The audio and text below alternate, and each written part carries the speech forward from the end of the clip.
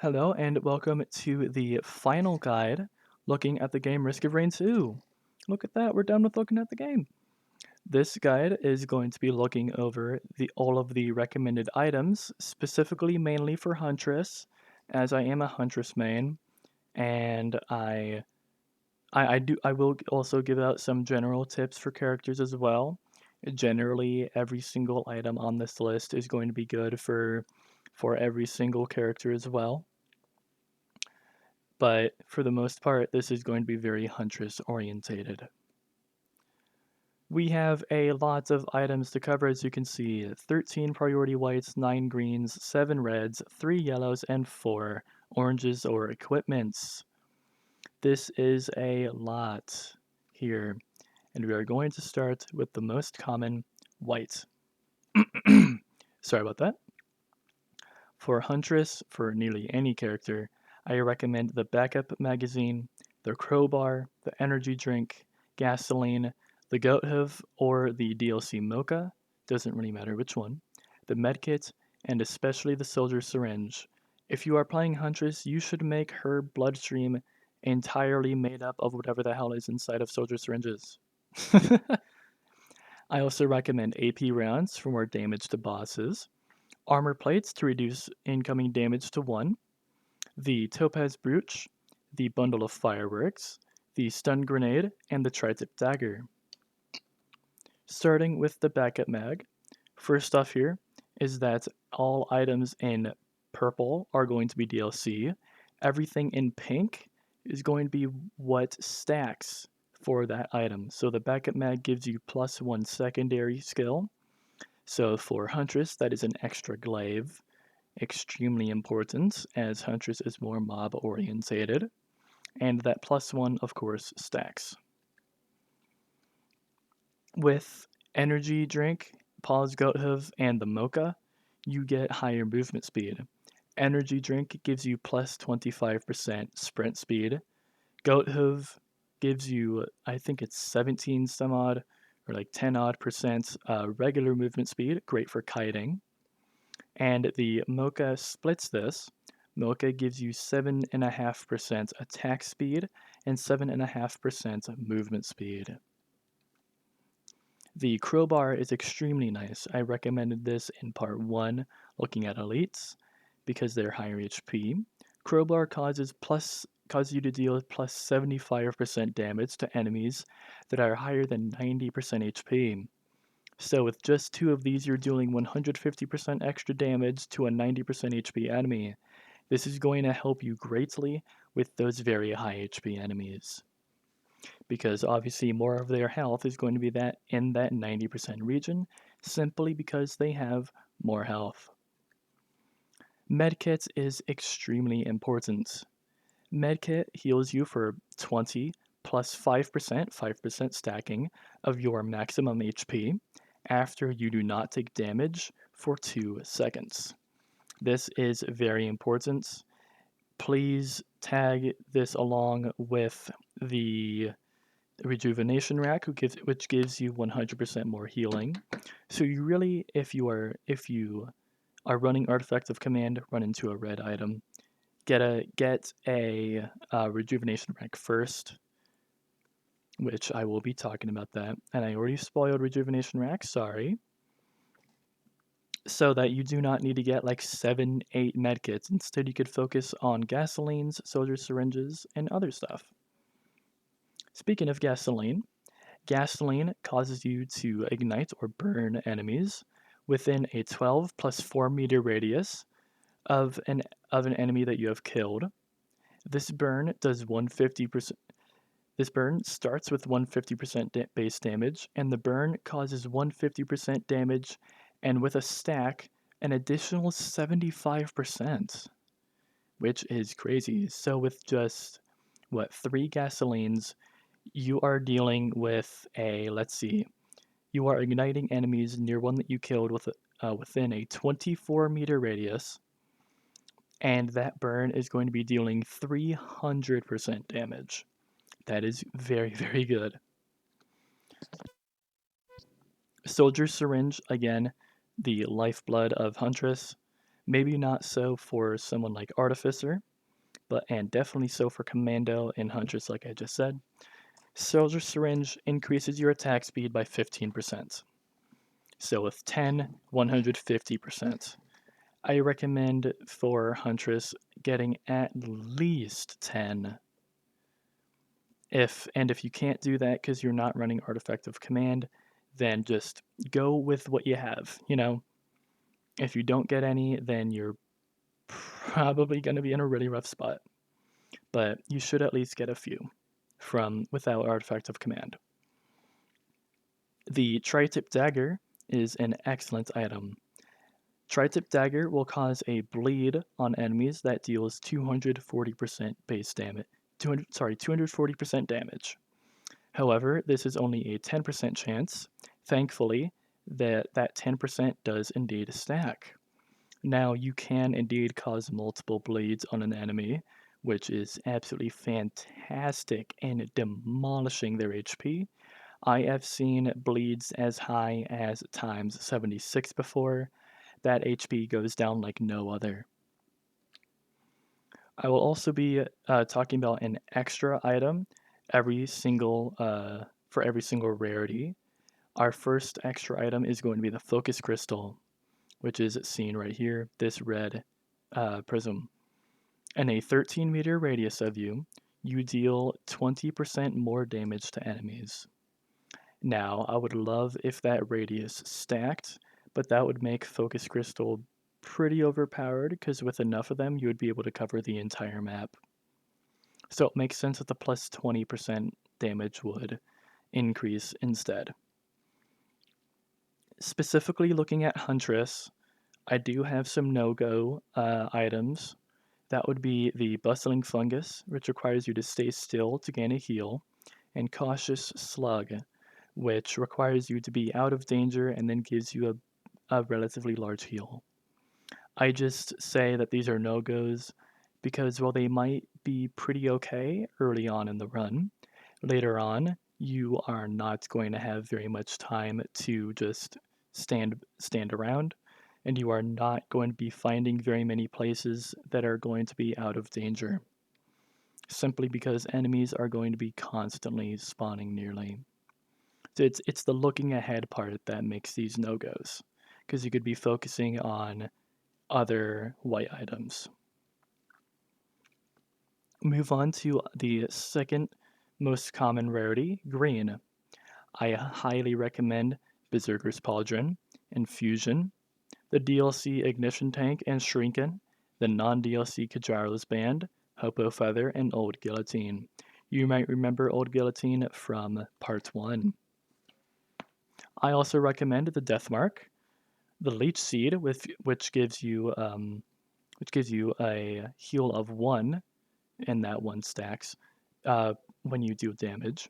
Razor Wire, Old War Stealth Kit, and the Chrono Bauble. Chrono Bauble slows enemies down.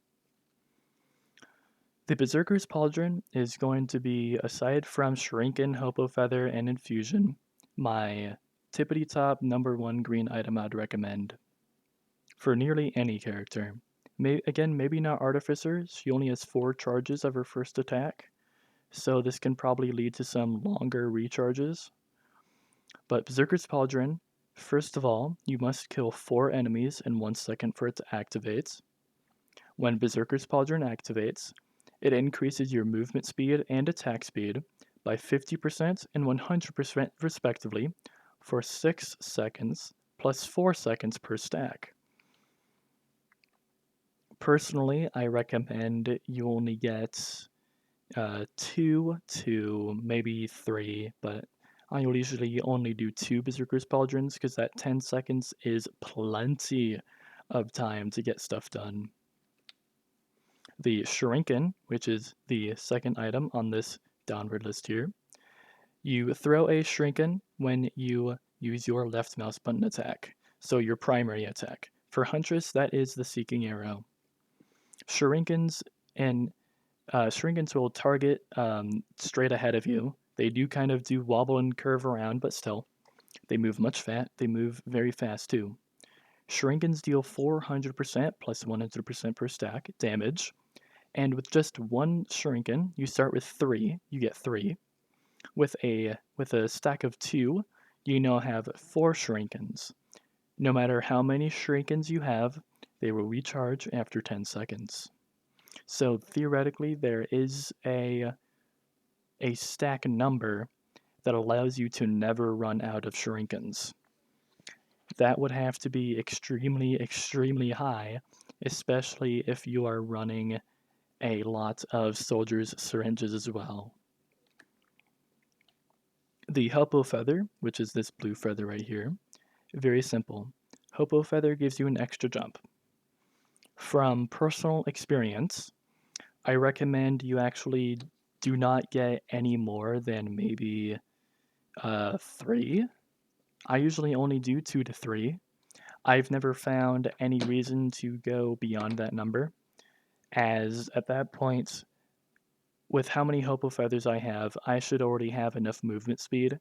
I should be able to get nearly anywhere I want to, along with the total of 3-4 jumps, as well as the teleport that Huntress has.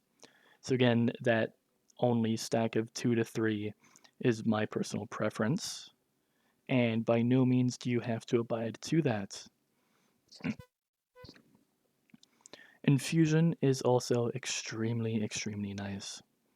Infusion gives you 1+1 permanent HP per kill, up to 100. Now the +1 and the 100 stack, which is super nice. You can get infusions as you go along with Artifact of Command, or you can start really stacking up on them early on. So if you have a stack of 5 infusions, you're going to be gaining 5 additional permanent HP per kill, up to 500. No matter what the stack is for infusion, you are going to have to kill 100 enemies before you stop gaining HP from it, which is super, super nice. The razor wire is our next one down here. Upon you taking damage, a bunch of razor wires shoot out, hitting up to 5 plus 2 per stack targets, and a 25 plus 10 per stack meter radius. This is for 160% damage. This 5 and 25 meter radius, this 5 targets, 25 meter radius, sorry, is already a large amount and is very nice. So stacking this is just going to make a razor wire even more powerful. One of my favorite items and one of my favorite combos is the Kajaro Band Ignition Tank Gasoline combo. And you'll see why with Ignition Tank here. Kajaro's band activates with hits that are equal to or more than 400% base damage, so that can activate with just one shuriken throw to an enemy. This causes a pyronado to spawn on that enemy that deals 300% damage to them over time throughout the pyronado's duration. Notice that this 300% stacks extremely powerful. Ignition Tank does the exact same thing, except Ignition Tank causes any burn damage to deal 300% more damage.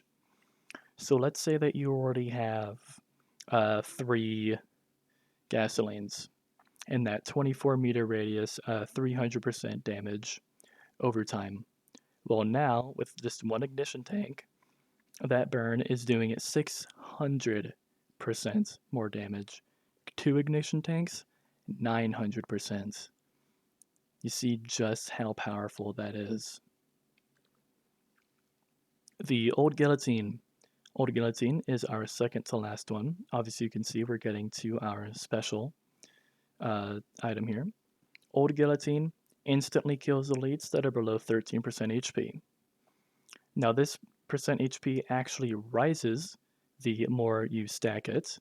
So, with 5 Old Guillotines, you are talking about killing elites that are not even 50% HP yet. It's around what, like 60%. So you don't even need to fully get an Overloading's shield down before you kill it. This is amazing. I highly recommend you get Old Guillotines and stacks of them at that, especially if you are planning on a very long run. Our special item is the Warhorn. Warhorn is at the bottom here. Upon activating your equipment, Warhorn gives you a plus 70% attack speed buff for 8 seconds plus 4 seconds per stack. This is indeed very nice for any equipment. It doesn't matter what it is going to be very nice. I do have more no-goes than I did with white items. The first one is the DLC Hunter's Harpoon. Hunter's Harpoon causes you to have a small increase in movement speed for a short amount of time upon killing an enemy. This is very, very iffy when you have just one, but I can see that with multiple, the time of the movement speed increases the more Hunter's Harpoon you stack, but still, I just find it to be quite jank and really, really weird to control with. I tried it out once and I did not enjoy it. Sorry there. I also do not recommend the Red Whip. Red Whip causes you to have an increase in movement speed when you are out of danger, so not in combat or not around enemies. Now, this is absolutely fantastic early on, but the farther you get into your run, the less and less space you're going to have to not encounter enemies. So the Red Whip slowly becomes less and less useful, unfortunately. Red Whip, fantastic early on, trust me, but later on you're going to find difficulty using it, or difficulty even activating it in the first place. Sorry, I just bumped my mic a few seconds earlier. My last no-go, although one I don't entirely recommend, one that I don't say that you just say plain no to, is the Wax Quail. Wax Quail causes you to have a 10-meter bonus to your jump length when you jump while sprinting. This doesn't sound too bad, and it's not. It's great for bee hopping around. However, when you have too many, you can be launched too fast and too far. This can cause you to have some weird collision effects with some angled terrain and possibly be shot up into the air.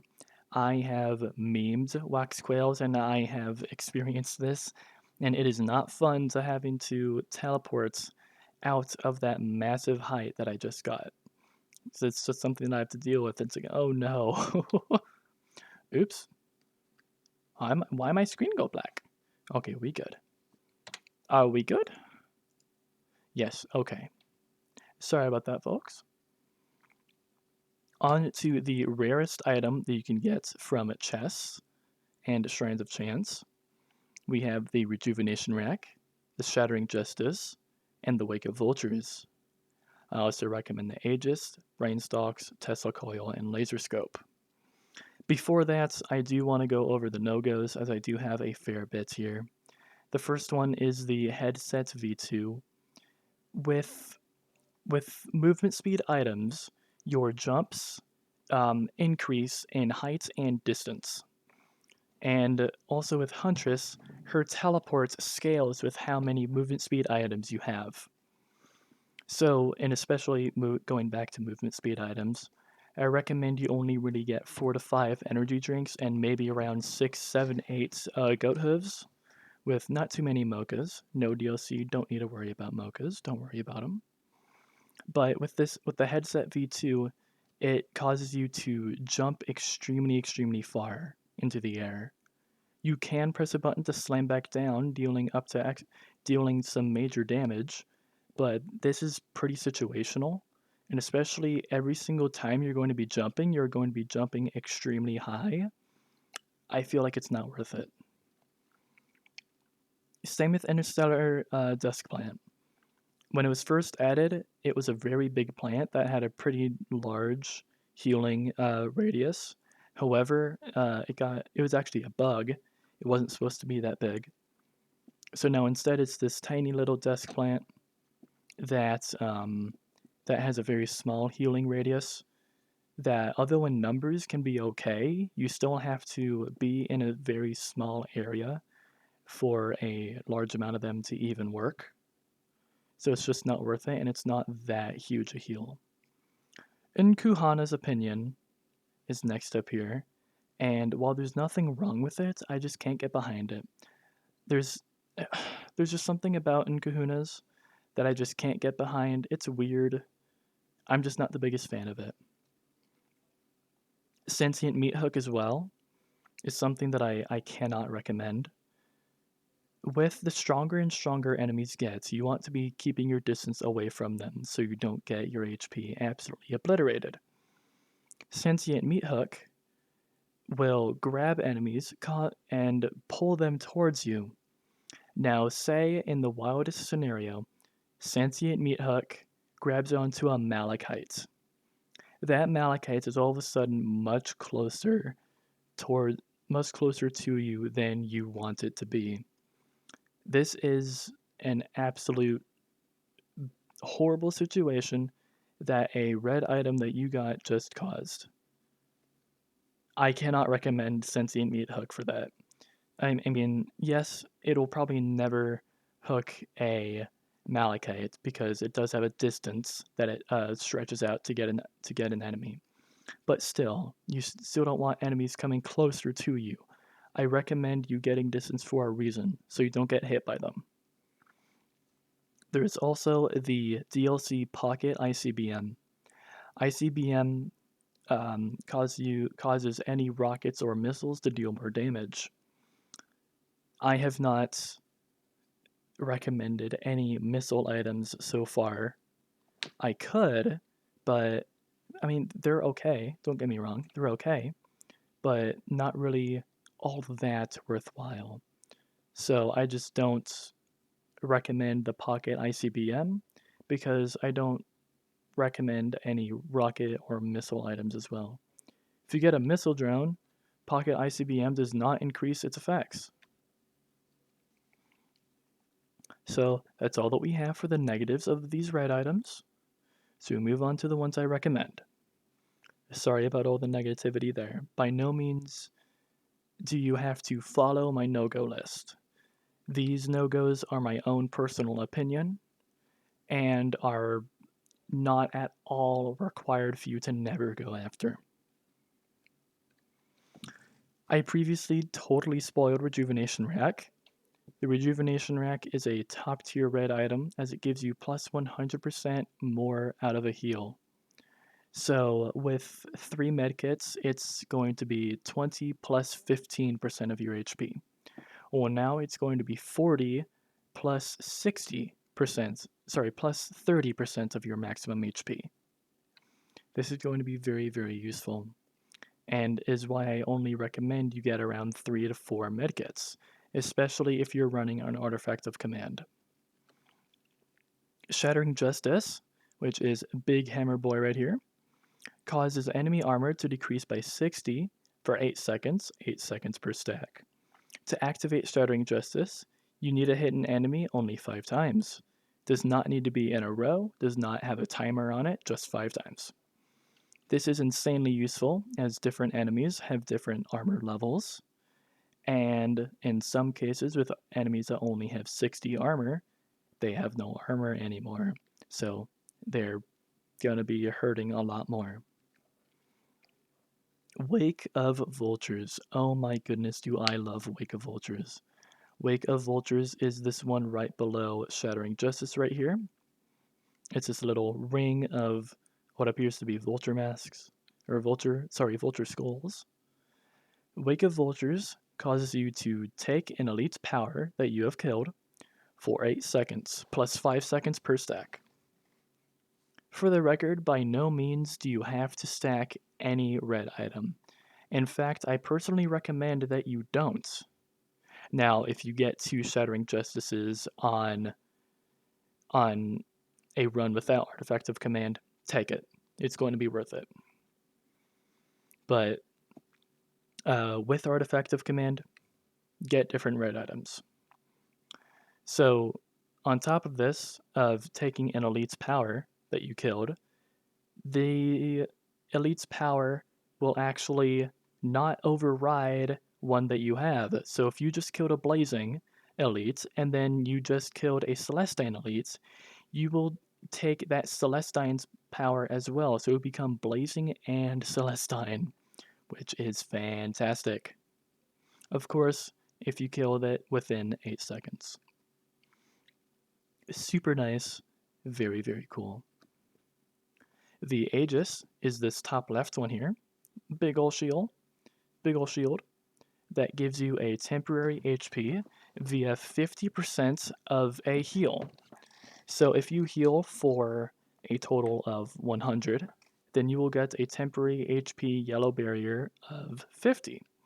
Now if you combine this Rejuvenation Rack, then you're getting 200 heal, so you get 100 temporary HP. Quick flashback to Topaz Brooch, which I didn't talk about in the white item, but I did recommend. Topaz Brooch gives you the exact same temporary HP shield as Aegis does. Topaz Brooch gives you a temporary shield of 15 HP, 15 per stack, upon killing an enemy. So this is super nice. Trust me, it is very, very good. Combining it with Aegis, absolutely amazing with the Leech Seed and a Rejuvenation Rack. Brain stalks, as you can imagine, is the brain with stalks on it, go figure, was apparently specifically made for elites, and I did not know this until I saw it on the Risk of Rain 2 wiki. Upon killing an elite, all of your skills have half a second cooldown for 4 whole seconds. This is insanely nice. That means that within 4 seconds, you can have, what, 4 or 5 arrow rains hitting on one target? Say, like an elite or something? Absolutely insane. The Tesla coil I also recommend. Tesla coil shoots out lightning that hits 3 plus 2 enemies per stack for 200 damage every half second. The Tesla coil seems to turn on and off turns on and off every 10 seconds. I think I'm right about that. I don't know if I am. It's a little confusing about how it turns on and off, but I digress. Our extra item is the top right item above the Rejuvenation Rack to the right of Aegis, the Brilliance Behemoth, Bazooka. Your attacks will now explode in a 4 plus 2.5 meter per stack radius, dealing 60% more total damage. Already went ahead with the no-goes, so move on to our yellow items.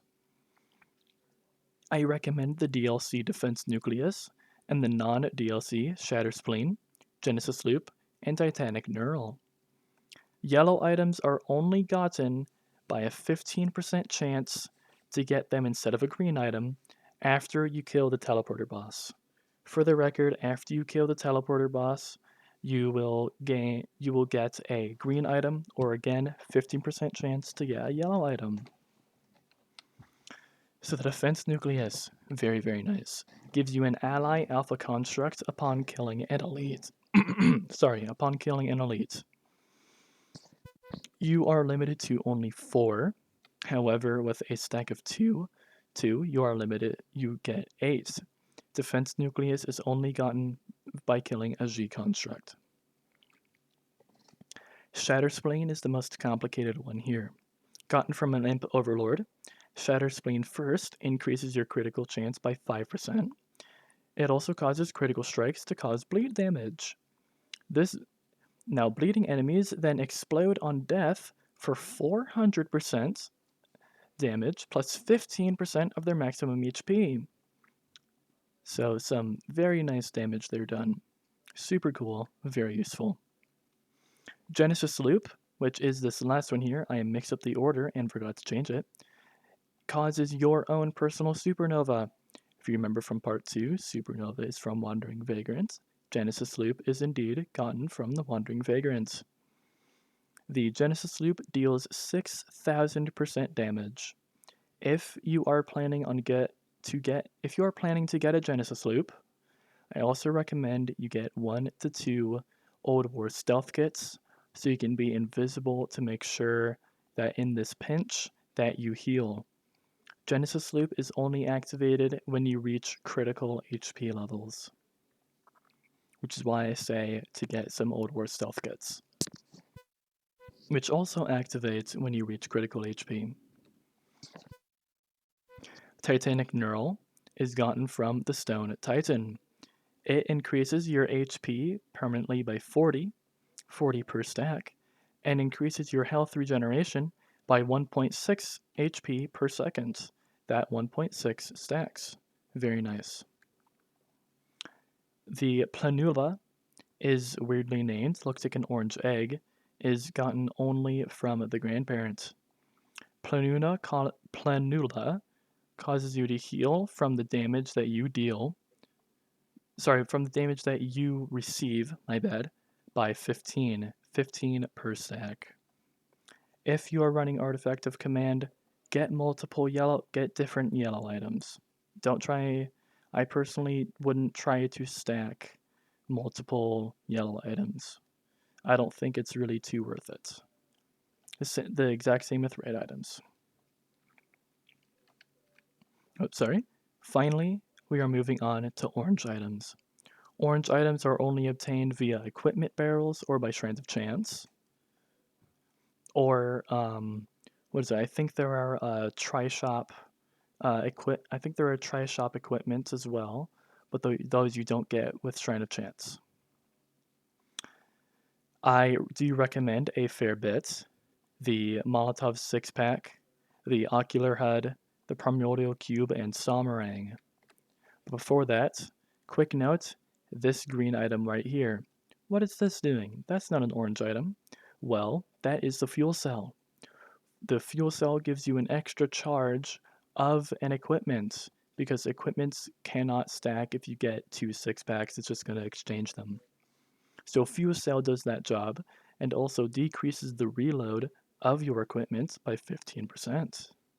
Thankfully, that +1 and that 15% do stack, so it's very nice. So with 2 fuel cells, you will have 3 equipment charges and a decreased reload of 30%. Again, the Molotov, Ocular HUD, Primordial Cube, and Samurang are what I recommend. The Molotov 6-pack, you shoot out 1 Molotov, and then when it hits either an enemy or terrain, explodes into 6 more smaller ones. The first puddle ignites enemies for 500% damage. The smaller fire puddles inflict 200% damage per second. Per second! That is insane. The Primordial Cube has a black hole inside of it. When you activate it, this black hole shoots out from whatever direction you're looking at. So you can fire it up into the air, you can fire it right at the ground. Black hole will draw enemies within 30 meters of itself, and it draws in enemies for 10 whole seconds. It does not KO, unlike the other black holes that I've talked about, unfortunately. Instead, it just keeps them there. This is a great opportunity to arrow rain and glaive all of the enemies caught in the black hole. The Ocular HUD is absolutely fantastic for dealing with a high HP enemy, an elite, or a boss. Ocular HUD causes your critical chance to go up to 100% for 8 whole seconds. Very, very nice. Now, any of these equipments I recommend you get a fuel cell with because they are going to be fantastic with multiple charges. Pardon me, sorry. Lastly here, before we get to our 2 extra ones, which are at the top here, is the Samurang. The Samurang will slice through enemies for 400% damage.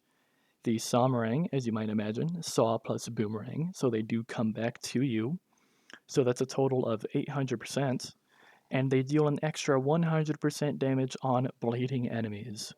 So definitely get those tri-tip daggers to get more damage out of Samurang. Our 2 extras are the Supermassive Leech, which causes you to heal for 20% of the damage you deal for 8 seconds. That is going to be absolutely fantastic. and I recommend you definitely get multiple charges of this. I didn't even know Super Massive Leech did this until I looked on the wiki. I'm thankful I did, because I want to get Super Massive Leech now. And the Royal Capacitor is our last item here. Oh, again, Royal Capacitor, our last item here. Royal Capacitor causes you to summon lightning on a target for 3000% damage. This lightning is not hit scan. I have seen it miss. If this lightning does hit, it'll also stun monsters around the monster you hit in a 3-meter radius. Definitely want to get many fuel cells with Royal Capacitor, as that'll give you many chances to summon lightning on a target. Will be very nice for bosses and high HP enemies. Some tips, of course, is that when you do not have the artifact of command yet, it will be pure luck for you. I am very grateful that I have been far enough in Risk of Rain that I have the artifact of command. I run it all the time. It is absolutely amazing to have, and like I have in this second bullet point here, artifact of command helps immensely. It is pure luck again when you first start. Items are completely randomized, and different chests will give you different items. A green chest will always give you a healing item unless running Artifact of Command. Personally, I would actually like if Artifact of Command limited you to the items you can get from that chest, but I'm not going to complain about it either. The biggest thing here is that around 75% of all of this is all but my personal preference. This is from my own experience playing the game. By no means am I a complete expert. Am I saying that you cannot get Bustung Fungus? You cannot get the headset version 2. You cannot get Hunter's Harpoon. If you like those items, or if you want to get more stacks of items that I mentioned, that is perfectly fine. Go ahead by yourself and experiment on what items you want to get. That is going to be your biggest thing here. I can only describe items through my own personal experiences with Risk of Rain 2. But with that, we come to a close on Risk of Rain 2. I hope that you all have enjoyed this series, and thank you for watching until the end here. Part 3, items. I hope to see y'all in my regular contents of tornado outbreaks and hurricanes, and I'll see you then. For now, goodbye.